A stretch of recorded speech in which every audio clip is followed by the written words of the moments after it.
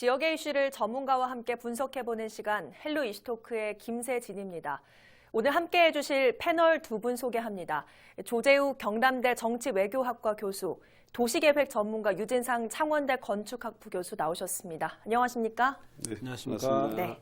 먼저 이슈 짚어보기로 시작하겠습니다. 부마 민주항쟁 40주년 첫 국가기념식이 경남대학교에서 열렸습니다. 이번 기념식 여러 의미로 해석이 되는데요.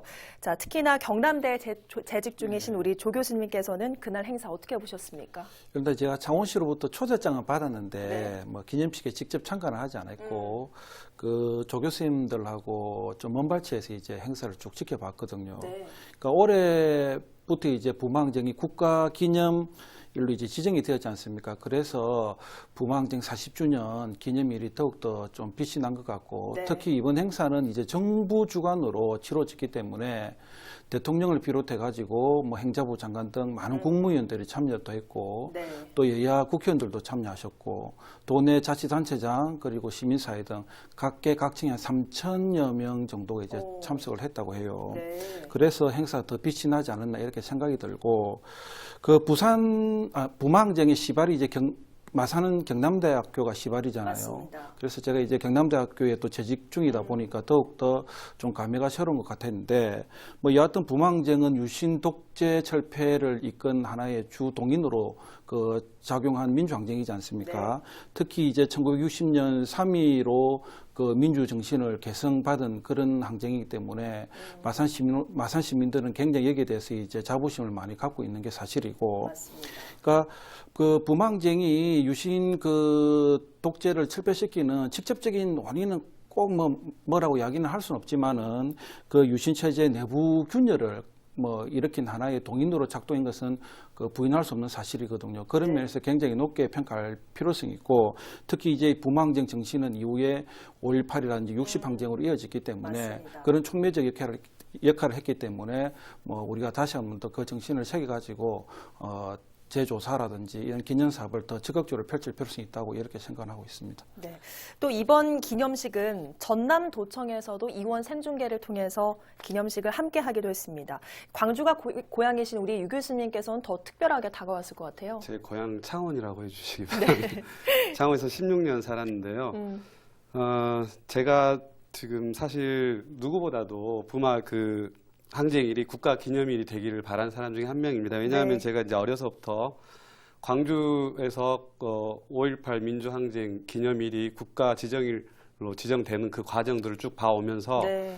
실제 5.18 그 항쟁 때 시민들이 굉장히 성숙한 시민의식을 보여줬고 그 이후로 이제 30여 년에 거쳐서 국가 기념일이 되는 과정 중에 네. 그 광주 시민들의 그 시민의식이 굉장히 성숙을 했거든요. 네. 그래서 제가 이제 마산에서 창원에서 살면서 저런 게 굉장히 중요한 자긍심을 주고 의미를 네. 갖는다는 걸 직접 몸으로 이제 체험을 하고 확인을 했기 때문에 이쪽에 와서 살면서 거의 제 염원이다시피 네. 이렇게 바랬던 일이 돼서 이제 너무 감개가 좀 무량하고요. 이번 식은 이제 저는 방송을 통해서 봤는데 특히 저도 이제 전남도청 앞에서 좀 데모를 했던 기억이 납니다. 네. 그 전남도청을 배경으로 일부에서 우리의 소원은 통일이라는 그 노래를 그 화면에서 이제 광주 시민들이 도청을 배경으로 우리의 소원은 자유라고 이제 노래를 부르고 네. 2부에서는 우리 그 경남대에서 창원 시민들이 우리의 소원은 민주 이렇게 또 개사해서 부른 다음에 네. 마지막 3절에서 전부 다 전 국민이 다 같이 출연진 객석 다 합창을 해서 우리의 소원은 통일하고 이제 부를 때 너무 이제 가슴이 이제 뜨거워졌었고 네. 문재인 대통령 기념사 중에 우리 9월 부마 민주항쟁이 40주년 만에 지금 된 거잖아요. 이때 4.19 혁명, 5.18 광주 민주화운동, 60 민주항쟁 이런 것도 쭉 열거를 하시면서 결국에는 이 어떤 지정일의 제일 큰 의미는 시민들의 자부심, 자긍심, 네. 이 이야기를 들었을 때 이 시기 굉장히 정말 의미 있게 더 다가왔고요. 그 다음에 특히나 이제 그 양쪽 모두 광주, 제 고향인 광주하고 이쪽 창원 양쪽에 동시에 화면을 보면서 네. 봤던 그런 부분들이 굉장히 저에게는 뜻깊었습니다. 예, 사실 그동안 부마 항쟁은 민주화 과정에서 상대적으로 저평가되었습니다. 그렇죠. 하지만 이번에 국가기념일로 지정되면서 한국 현대사 4대 민주항쟁 중 하나로 재평가받은 셈이지만 그만큼 그동안 미뤄졌었던 과제들도 이제는 좀 해결이 돼야 될 것 같아요. 일단 그 우리나라 4대 민주항쟁이라면 그 이승만 정권 때 4.19 혁명, 그 다음에 전두환 정권 때 그 5.18 강주혁명, 그 다음에 60항쟁, 그리고 이제 그 박정희 정권 때 부마항쟁을 꼽고 있거든요. 그럼에도 불구하고 이제 부마항쟁이 제일 늦게 국가기념일로 지정이 되었고, 네. 그런 만큼 이제 그 창원 지역 사회가 기대하는 것도 굉장히 크다고 그렇게 생각이 됩니다. 그러니까 부마항쟁 그 진상규명위원회가 활동을 이제 마쳤는데, 네. 그 아쉬운 점이 많다는 게 이제 대부분 중론이거든요. 그래서 이제는 부마항쟁 그 기념사업단에서 그 성과를 좀 낼 필요성이 있다고 보고, 네. 제일 중요한 거는 확실한 진상 규명하고 보상이 제대로 이루어져야 된다, 뭐 이렇게 보고는 있고요. 네. 그러니까 창원시도 그 마산 지역의 그 항쟁을 기념할 수 있는 기념 사업을 계속해서 꾸준히 이어나갈 필요성이 있습니다. 왜 그러냐면 유 교수님도 그렇고 저도 그렇고 이제 그 학교에 몸을 담고 있는데, 네. 우리 젊은 세대들이 민주화 과정에 대해서 잘 모르고 있는 게 사실입니다. 그 오늘날의 그 민주주의가 그냥 이룩된 건 아니잖아요. 그 앞선 세대들의 피와 땀과 눈물이 결합된 그런 희생이 그 수반되었기 때문에 네. 오늘날의 민주주의가 이루게 된 거거든요. 그래서 이런 것을 우리 학생들이 더 잘 알기 위해서는 그 시 차원에서 또 시의회 차원에서 다양한 그런 행사를 전개할 필요성이 있고, 네. 또 시와 시의회는 조례 제정을 통해 가지고 그 피해자 지원 노력을 아끼지 않아야 될 것 같습니다. 예, 기념 사업이 필요하다고 말씀해 주셨는데 특히나 이번에 문 대통령이 기념사에서 민주주의 전당 건립을 약속했습니다. 이게 사실 경남도의 수건 사업이었기도 했기 때문에 더 많은 이목이 좀 집중되고 있죠. 맞습니다. 그 문재인 대통령이 기념식에서 부마민주항쟁 기념재단이 이제 잘 뿌리내릴 수 있도록 부산 민주공원 기록관 그리고 네. 창원에는 민주주의 전당을 공식적으로 약속을 했습니다.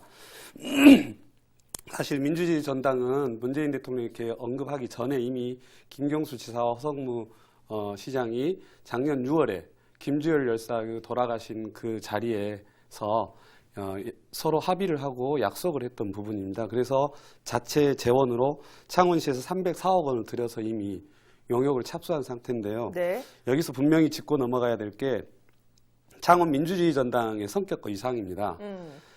사실 그동안 이제 민주주의 전당 2001년 제정된 민주화운동 기념사업화법이라는 게 있습니다. 그 법에 근거해서 추진이 된 건데 작년 12월 달에 서울의 남영동 대공분실에 임시 개관한 민주인권기념관이 있습니다. 네. 이제 문 대통령이 지난해 6월에 그 남영동 대공분실을 민주인권기념관으로 조성하겠다고 밝혔기 때문에 그럼 이게 혹시 창원에서 조성하려고 하는 민주주의 전당하고 충돌하는 게 아니냐 네. 하는 이런 우려가 있거든요. 네.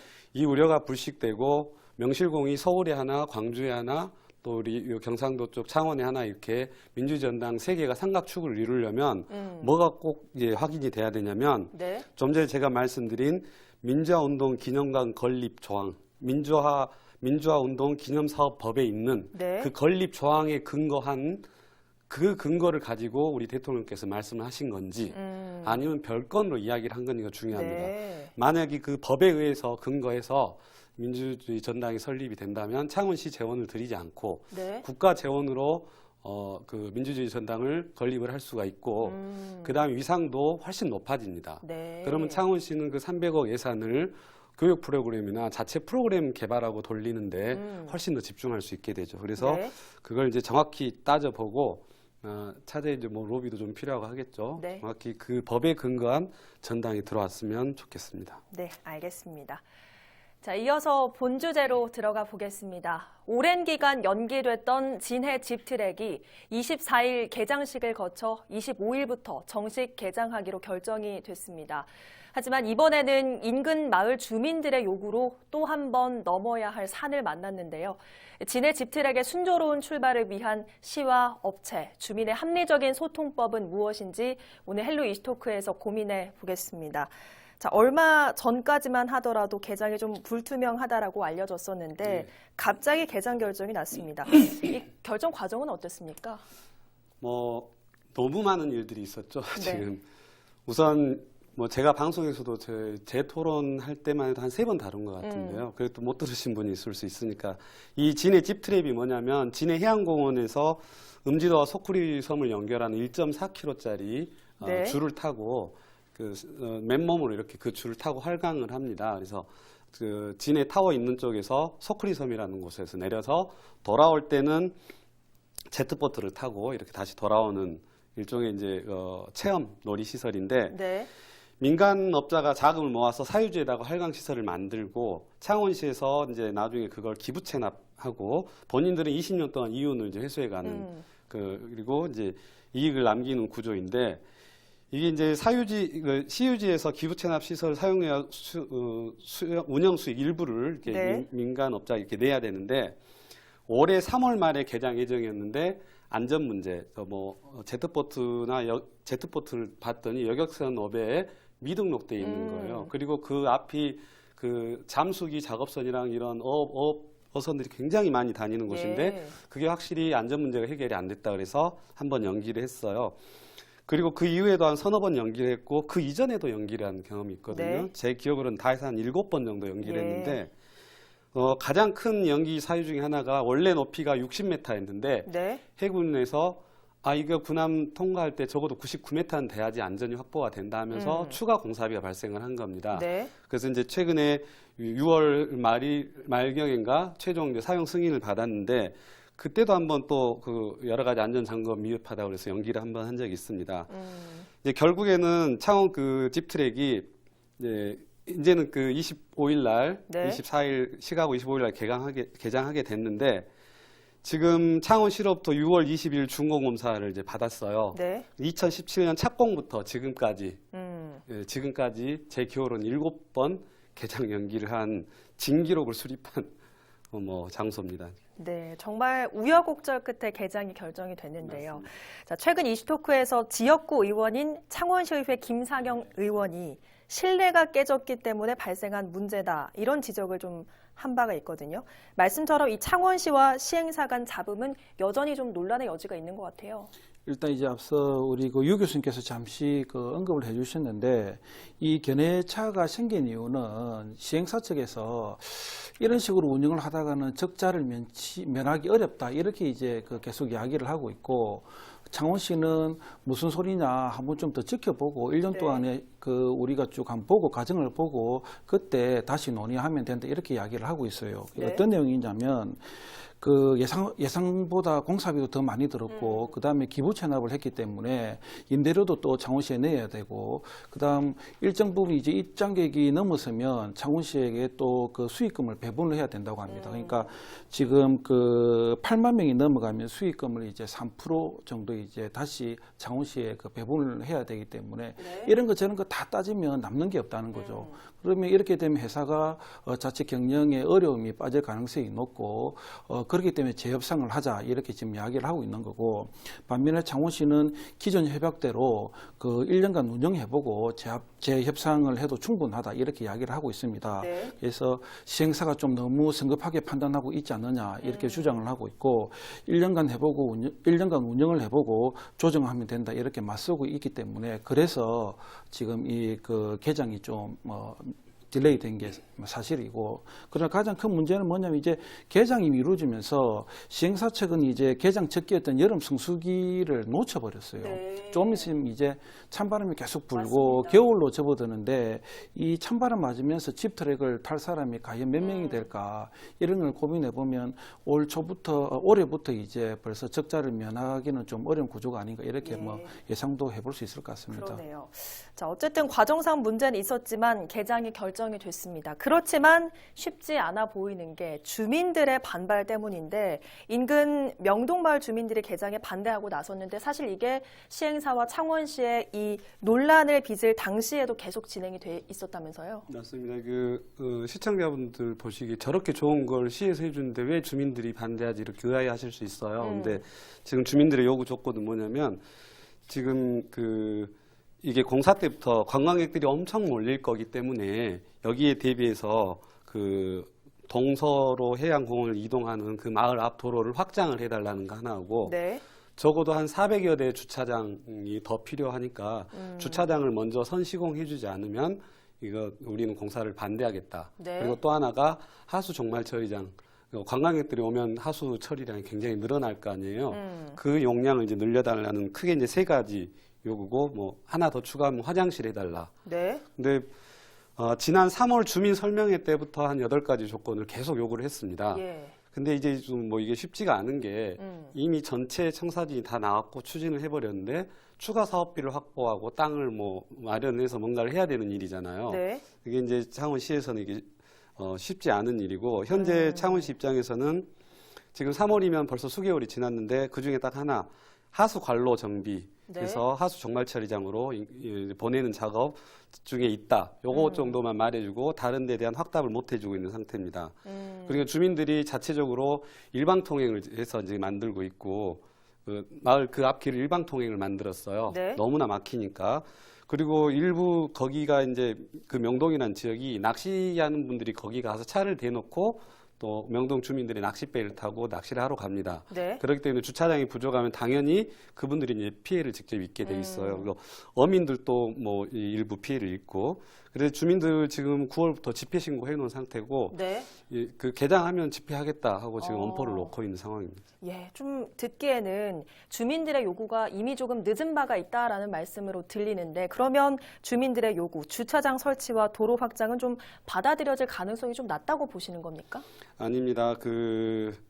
이제 사실 그걸 받아들일 가능성은 낮죠. 낮은데 해야만 하는 문제입니다. 네. 왜냐하면 지금 그 땅값이 이미 너무 많이 올라서 해양공원 들어서고 할 때부터 그리고 해양공원 쪽에 좀 최근에 다리도 놓고 솔라타워 놓고 하면서 부지 그 값이 많이 올랐기 때문에 네. 주차장 부지를 확보하기가 굉장히 힘들 겁니다. 그래서 이게 좀 장기 플랜을 가야 되기 때문에 당장의 주민들이 만족할 만한 답을 해결해 주거나 이런 건 쉽지가 않을 거라고 보고요. 네. 하지만 이게 해결이 안 되면 저는 절대 안 된다고 봅니다. 왜냐하면 전 세계적으로 성공한 이런 어떤 랜드마크가 들어서고 어떤 상품이 들어선 성공한 사례들은 네. 항상 주민들의 기본 생활시설, SOC라고 그러죠. 이런 것들이 다 충족돼서 주민들이 만족을 하고 자긍심을 느낄 때 네. 손님들을 자기 식구처럼 해주고 한 데에서 굉장히 지속 가능하게 오래 가지 네. 주민들 불만이 쌓여 있으면 결코 이렇게 오래 가는 걸 본 적이 없거든요. 그래서 이 문제는 꼭 짚고 해결해야 될 문제입니다. 예. 자, 그러면 개장을 정말 코앞에 둔 이 시점에서 창원시는 어떤 방법으로 좀 주민들과 소통을 해야겠습니까? 일단 뭐 소통은 강화돼야 되겠죠. 그러니까 진해 지역의 관광 산업에 시너지 효과가 나타나기 위해서는 저는 이 집트랙이 굉장히 큰 그 역할을 할 것이라 이렇게 예상은 하고 있어요. 네. 그러니까 특히 군항제 때 해군과 그다음 집트랙 그 벚꽃이 연계된다면 굉장히 좋은 상품이 나올 것 같거든요. 그러니까 이렇게 되기 위해서는 이제 주민들과의 소통이 계속해서 강화돼야 되고 또 그 속에서 주민들의 적극적인 지지를 이제 이끌어내야 되는데 네. 그 문제는 지금 뭐냐면 진해 명동마을 주민들의 반발이 굉장히 심해요. 근데 이게 자칫 어떤 식으로 이어질 가능성이 있냐면 다른 지역 진해 주민들과 충돌로 이어질 가능성이 있습니다. 네. 그 진해 지역 주민들은 일단은 그 해양공원에 집트랙이 이제 집트랙 시설이 들어서면 굉장히 좋아할 것이고 이게 우리 지역 발전에 큰 도움이 될 것이라고 생각을 하고 있는데 그렇기 때문에 그 명동 마을 주민들은 왜 저렇게 계속해서 반발을 하고 시에 뭐 계속해서 요구도 하고 집회를 벌이려고 하느냐 네. 뭐 이렇게 이제 생각을 할 수가 있거든요. 그러나 좀 우리가 좀 더 깊게 생각을 해보면 앞서 이제 교수님도 언급을 했지만은 이 명동 마을 사람들은 주민들은 자신의 삶과 직접적으로 연관이 된 문제이기 때문에 이거를 자시할 수는 없는 그런 부분입니다. 네. 그러니까 시와 시의회 시민단체가 좀 그 하나가 돼가지고 철저한 현장 조사를 좀 벌이고 네. 그 다음에 명동 마을의 문제를 내년부터는 예산에 좀 적극적으로 반영해가지고 이 문제를 반드시 풀어야만이 네. 그 성공적인 사업으로 뭐 결론이 나지 않을까 이렇게 생각은 하고 있습니다. 예.